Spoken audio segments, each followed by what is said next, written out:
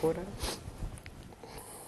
Buonasera e bentornati a Dai Reporter Sera. Questa sera parleremo di economia, se vogliamo, un'economia che sembra funzionare, un'economia che muove 86 miliardi di euro all'anno in Italia, che non conosce crisi, ma un'economia che muove 120.000 persone, diciamo, nell'entourage tra dipendenti, collaborazioni e quant'altro.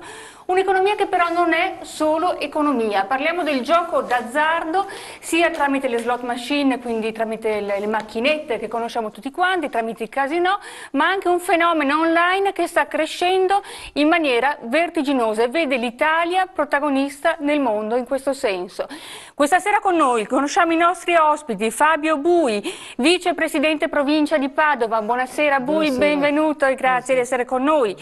Elisa Venturini, sindaco Casalserugo, buonasera. Buonasera, grazie per l'invito. Buonasera, abbiamo con noi Oscar Miotti, vicepresidente Ordine Psicologi del Veneto, buonasera. Poi scopriremo perché con noi questa sera uno psicologo, se il tema effettivamente vuole essere l'economia. Abbiamo con noi Marco Schiesaro, direttore Sala Scommesse, una sala scommesse di Padova, buonasera. Con noi Marina Buffoni, assessore del Comune di Padova, buonasera assessore anche a lei, grazie di essere qui. Stefano Valdegamberi, consigliere regionale del Veneto e buonasera anche a lei, benvenuti. Allora, parlavamo di un'economia che appunto traina sicuramente il settore, una medaglia d'argento se vogliamo all'Italia perché a livello mondiale possiamo dire di essere il secondo paese come introiti. Però è un'economia che produce anche delle problematiche. In questo senso noi vorremmo vedere anche l'altro aspetto della medaglia e qui la regia, se ci segue, vorremmo vedere il primo contributo ed è un familiare di una persona che gioca in maniera patologica. Vedremo che cosa vuol dire, lo scopriremo proprio con gli esperti qui in studio oggi, cercando di capire quello che è un fenomeno. Vediamo il contributo e torniamo in studio perché gli ospiti non sono finiti. Io ho un fratello che ha la dipendenza del gioco. Sono 6 anni che gioca e continua attualmente a giocare. Ha buttato via una famiglia, ha buttato via tutto e noi parenti non riusciamo ad aiutarlo. È partito 6 anni fa giocando poco, adesso comincia a giocare 1.000-2.000 euro al colpo quando riesce ad avere i soldi. È diventato bugiardo, conta un casino di menzogne pur di avere qualcosa dalla famiglia, pur di andare a giocare, non riesce neanche a comprarsi da mangiare, pur di giocare. È andato su un gruppo di terapia al Parco dei Tigli, è stato ricoverato 2 mesi, è venuto fuori peggio di prima. Adesso sta facendo un altro gruppo con altra gente qua a Padova, ma quando viene fuori va a giocare, quindi secondo me non conta a nulla fare questi centri, è una cosa che deve partire da lui. Era un ragazzo che lavora ancora per fortuna, per niente ma lavora ancora, adesso si è ridotto di essere un barbone, in affitto, ha 2 bambini che non vivono con lui ma con la moglie perché si è separato, perché lei l'ha abbandonato dopo aver provato di tutto, poverina. Adesso è rimasto la famiglia, ma la famiglia non ce ne può più. E all'inizio ci credevamo perché poverino tuo fratello ha bisogno di 50 euro perché si trova un po' in difficoltà, ma adesso ogni volta che apre la bocca è una menzogna per andare a giocare e basta, non ha più bisogno della pasta, non ha bisogno di niente, ha bisogno solo di giocare. Ci sentiamo in colpa, ci facciamo delle domande se anni e anni fa abbiamo commesso qualche errore nei suoi confronti che l'ha portato a fare questa cosa, perché sono debolezze mentali secondo me, ho pensato io, debolezze mentali che ti portano di attaccarti a qualcosa, una dipendenza come la droga, l'alcol e tutte le dipendenze che possono essere, insomma. Questo è un lato della medaglia sicuramente. Che cos'è quindi il gioco d'azzardo? È un gioco, appunto, come dice la parola, è un'economia che funziona, crea dei posti di lavoro, oppure è una malattia? Questo cercheremo con semplicità, in quello che è possibile fare ovviamente in una trasmissione televisiva, ma cercheremo di discuterlo insieme per portare l'attenzione di tutti su un problema di cui spesso si parla molto poco. Con noi questa sera, non visibili, mascherati per un diritto alla privacy, c'è anche l'associazione Gamanon, per cui i parenti di quelli che sono i giocatori compulsivi, e poi l'associazione Giocatori Anonimi. Sono collegati con il nostro studio numero 4, li vedete qui presenti. Buonasera a tutti quanti. Buonasera. Buonasera, io vi do 3 nomi di fantasia, direi un Antonio, Luca e Alice, permettetemi questo, perché i vostri nomi vorrei rimanessero, come abbiamo concordato, assolutamente anonimi. I vostri microfoni sono aperti, potete intervenire in ogni momento, per riservatezza da casa non vedete i volti, però queste sono persone che hanno vissuto sulla loro pelle la problematica del gioco d'azzardo, vissuto in maniera patologica. Buonasera.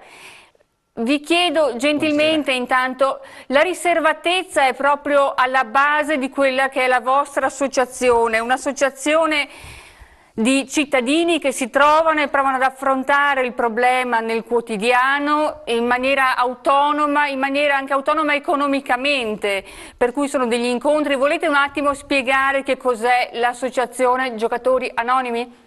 Sì, allora buonasera a tutti. Io sono Luca. Ok, abbiamo Luca. Buonasera. Buonasera a lei. Ecco, io questa sera sono qui a portare la mia testimonianza come giocatore compulsivo. Frequento un'associazione, così come ce ne sono tante in Italia, che si chiama GA, e opera qui su Padova. Sono qui a portare, come ho detto, la mia testimonianza. Giocatori Anonimi non vuole essere un'associazione segreta o un'associazione fatta di carbonari. E lei chiedeva prima adesso sulla riservatezza. Ognuno di noi ha un vissuto, vive, e perciò questa cosa qui non perché abbiamo fatto del male a qualcuno, perché abbiamo danneggiato noi stessi, abbiamo ancora una dignità da difendere, perciò ecco, cerchiamo di tenere questo anonimato per tutelare noi e per tutelare anche i futuri giocatori che volessero rivolgersi a questa associazione. Vogliamo ricordare come ci si rivolge nella vostra associazione, gentilmente?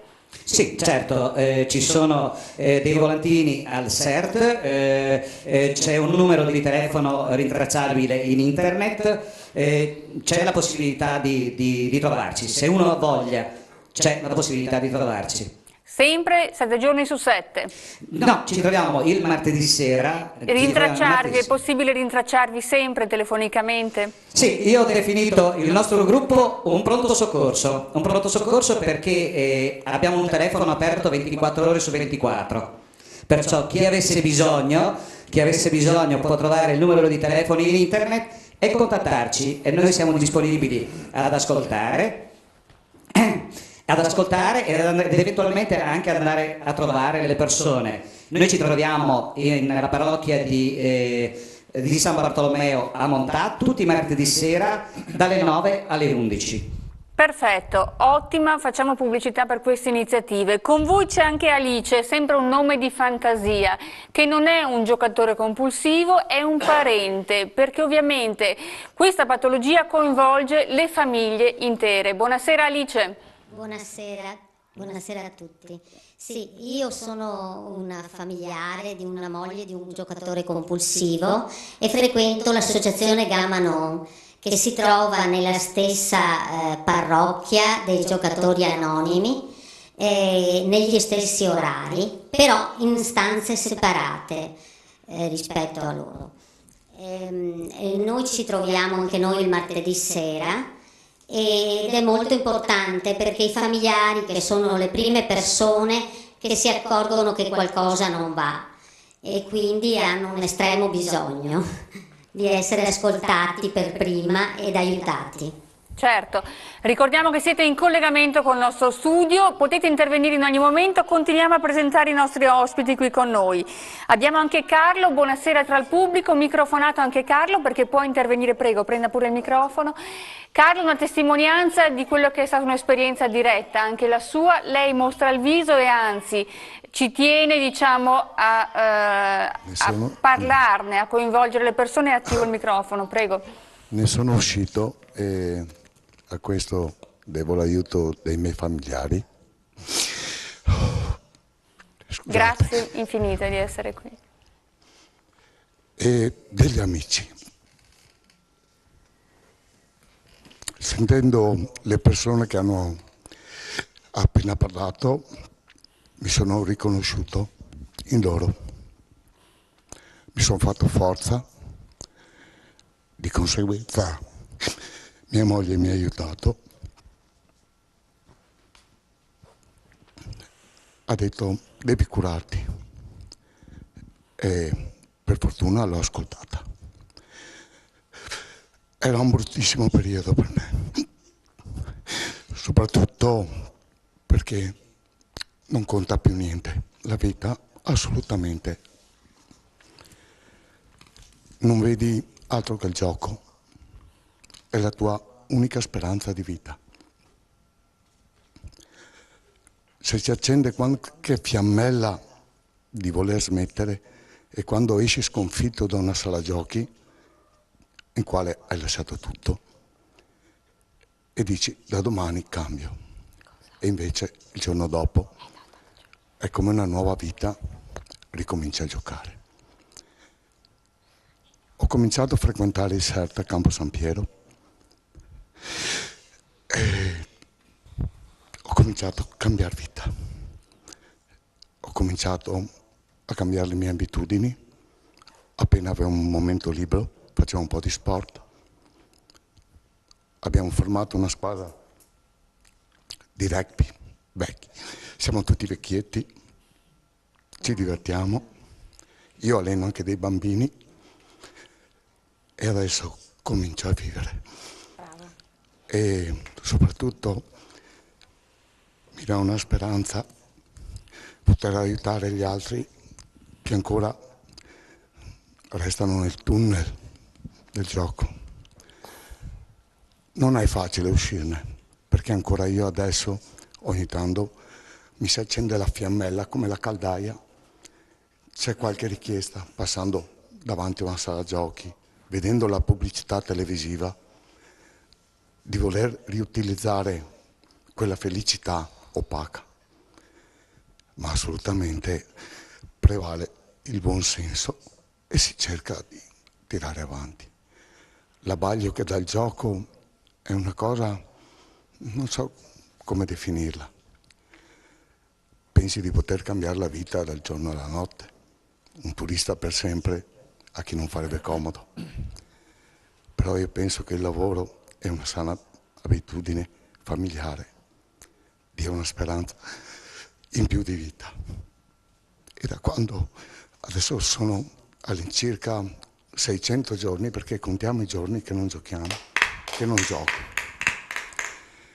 e comincio a vivere, soprattutto per le mie figlie, amici, genitori e anche per i miei bambini che giocano con me. Scusate. Ma scherza, grazie a lei di essere intervenuto. Le posso chiedere quanto è importante la famiglia per riuscirne ad uscire? È tutto. Il microfono, prego. Il denaro alla fine non conta niente. Quello che mi mancava di più erano gli affetti e la famiglia.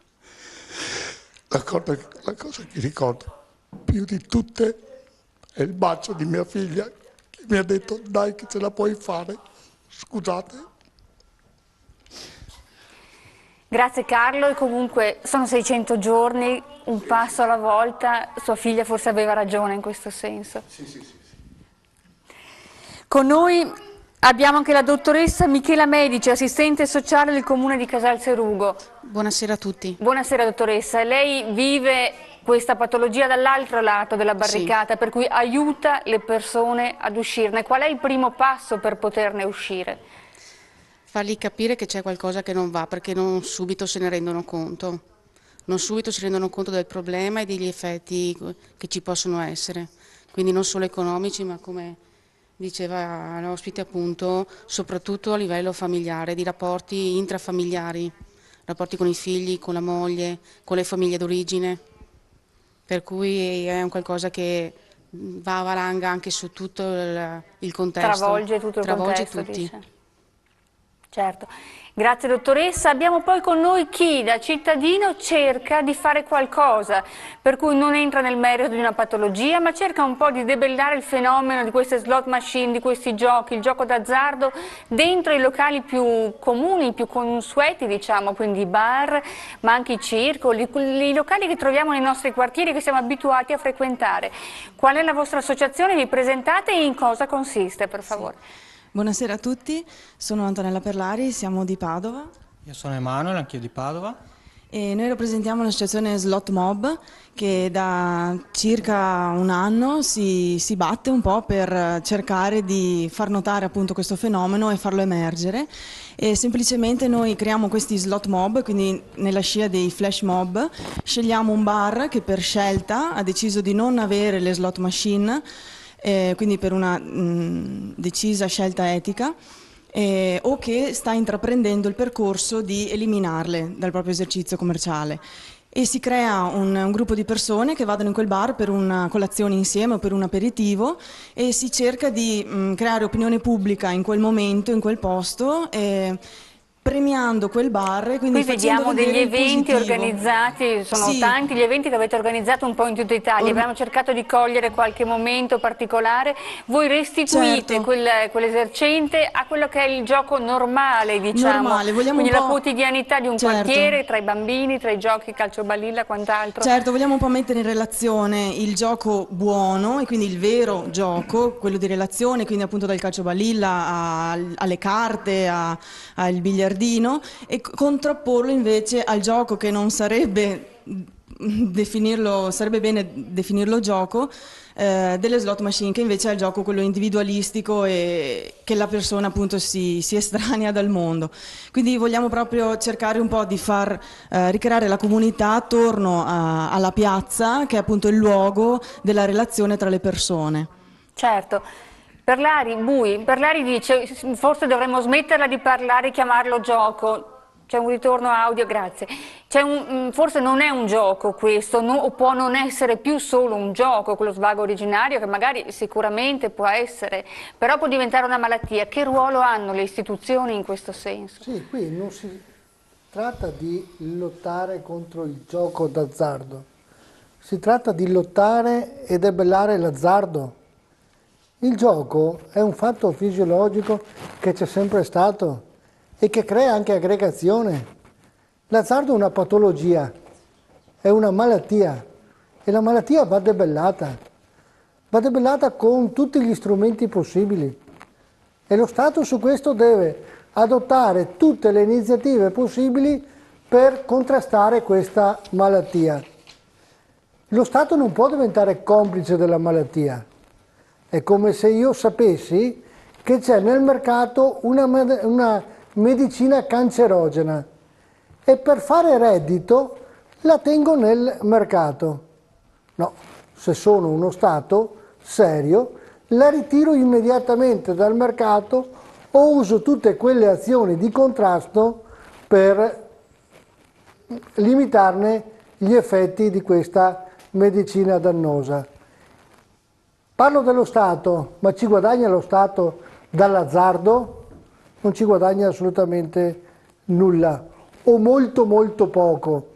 Quel poco che ci guadagna è praticamente esaurito dalla cura poi.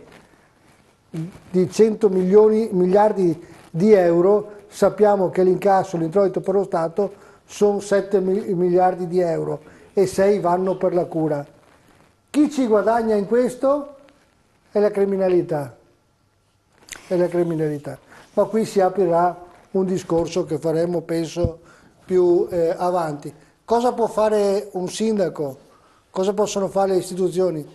Possono fare molto e possono fare anche poco, nel senso che gli strumenti operativi sono molto pochi, sono spuntate le armi sicuramente. Nulle, e i sindaci sono lasciati senza strumenti per poter operare. Ognuno di noi si arrabatta come può con le ordinanze, come molti di noi fanno. Il più delle volte queste ordinanze vengono anche cassate dagli organi di giustizia superiori TAR Consiglio di Stato, certo. e quindi abbiamo visto le vicende anche su Padova che alla fine sono arrivate, se vogliamo, ad un risvolto favorevole per il comune. Una delle operazioni di contrasto vere è parlarne, creare una coscienza civica contro l'azzardo. Io è 2 anni che fuori del mio municipio ho una grande slot con scritto se giochi ti rovino.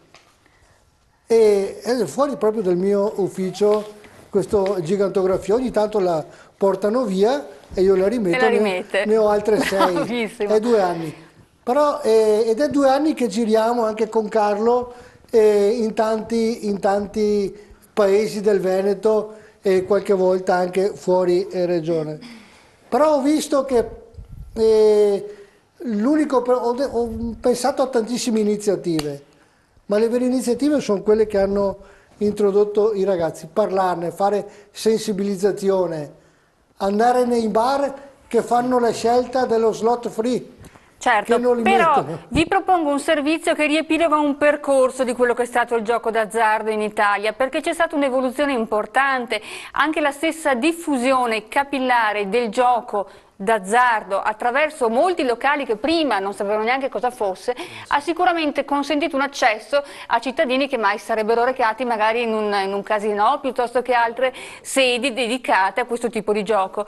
Se vediamo il servizio poi torniamo in studio e continuiamo a parlarne.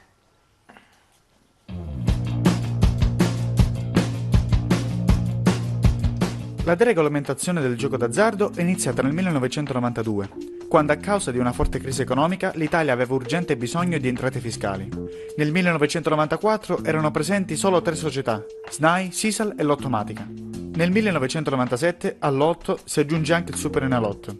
Nel 2001 nasce il bingo e il gioco d'azzardo diventa per la prima volta un affare anche di privati. Nel 2003 nascono le slot machine e per la prima volta abbiamo che un uomo per giocare d'azzardo non si relaziona con un altro uomo, ma bensì con una macchina. Nel 2006 la legge Bersani-Visco ha permesso agli operatori stranieri di entrare nel mercato italiano e da quel momento in poi la crescita è costante. Nel 2008 nasce il gioco d'azzardo online e da lì il fenomeno diventa molto più incontrollato.